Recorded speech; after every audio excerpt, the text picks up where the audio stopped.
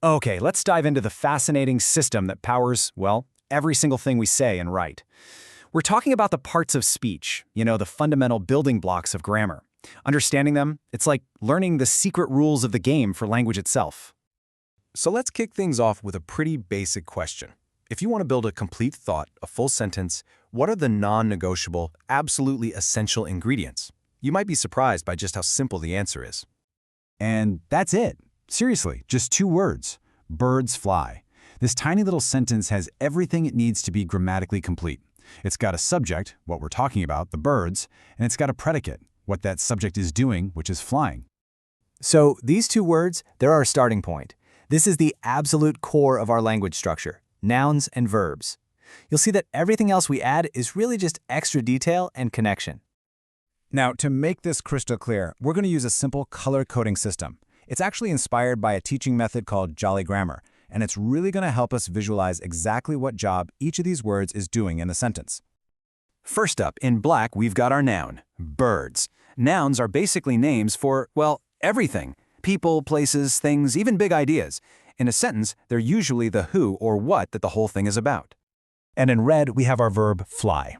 Verbs are the real engines of the sentence. They are the action words. Without a verb, nothing is happening, nobody's doing anything, and you don't really have a complete thought. Okay, so birds fly is a complete sentence, sure. But it's a little plain, isn't it? It doesn't exactly paint a picture in your mind. So let's start adding some layers. Bring this image to life with some more descriptive building blocks. All right, let's add just 1 word to our sentence. Majestic birds fly. See that? With just 1 word, majestic, we've gone from a simple fact to a really vivid image. That right there is the power of an adjective. So adjectives, which we'll color blue, are describing words. Their entire job is just to give us more information about a noun. Are the birds small? Are they colorful? Nope. In our sentence, they're majestic. Adjectives are what add those crucial details that really paint the picture. Great, we've described our birds, but now let's describe the action. How do they fly? Well, they fly swiftly. And with that, we've just introduced another new building block, an adverb. Adverbs, which are orange in our system, often tell us how an action is done. The birds don't just fly, they fly swiftly. But adverbs are super versatile. They can also describe adjectives or even other adverbs, just adding more and more layers of detail.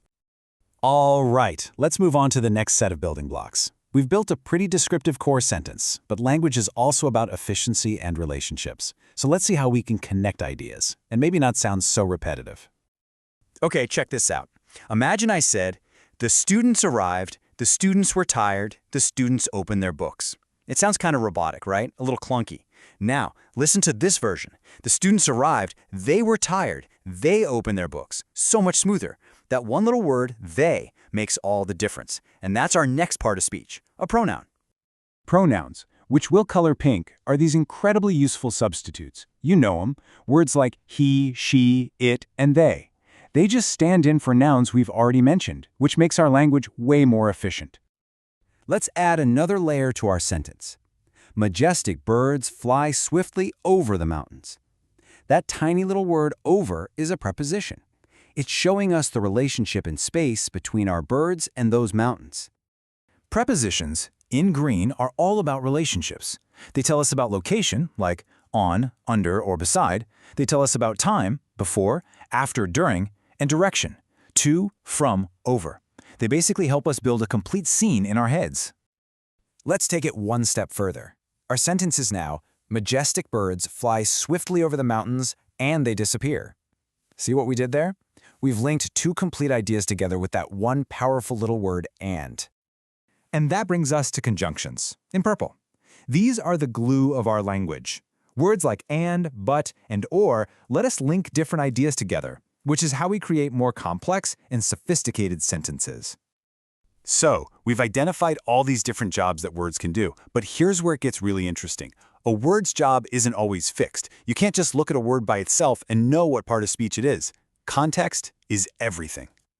Just take the word work. In a sentence, Bosco showed up for work, it's a noun, it's a place, a thing. In he will have to work, it's a verb, it's an action. And get this, in his work permit, it's actually acting as an adjective describing the permit. So its function in the sentence is what really determines its part of speech. This amazing flexibility of words is part of what makes language so dynamic. I mean, it's not some static, unchanging set of rules carved in stone. It's a living, breathing system that evolves over time. And this evolution affects different parts of speech in really different ways. You can basically divide our building blocks into two main types. You've got the open classes, like nouns and verbs, which are constantly welcoming new members. Just think of words like selfie, or how we Google something now. But then you have closed classes, like prepositions and conjunctions. They're like these exclusive clubs. They almost never accept new words. This whole idea is perfectly illustrated by a children's book called Frindle. In the story, this kid literally invents a new noun for a pen, Frindle, and it actually catches on. It just shows how easily new nouns can be created and enter the language, and that's exactly why nouns are in an open class. And this really leaves us with a fascinating final thought. Language has this deep underlying structure, these parts of speech that act as rules. But at the exact same time, it's constantly being shaped and reinvented by us, the people who use it every single day. It's this powerful tool, governed by both its own internal logic and our collective creativity. So it makes you wonder, who's really in charge?